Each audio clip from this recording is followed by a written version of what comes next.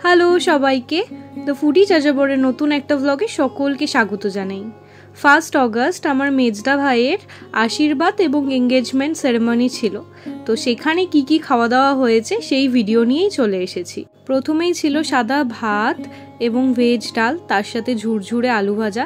এটা তো সব বাঙালিরই খুব পছন্দের একটা খাবার।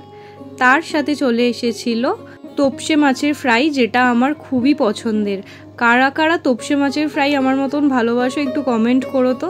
তোপসে মাছের ফ্রাইয়ের পর চলে এসেছিল দই কাতলা, যেটার টেস্ট অসাধারণ ছিল। আর দেখো এখানে তো মেনু শেষই হচ্ছিল না, একটার পর একটা খাবার চলেই আসছিল। দই কাতলার পর ছিল ভেটকি মাছের পাতুরি, যেটার টেস্টও অসাধারণ ছিল। এবং শেষে ছিল মাটন কষা আর লাল লাল মাটন কষা। কারা কারা মাটন কষা ভালোবাসো তারাও কিন্তু কমেন্ট করতে ভুলো না।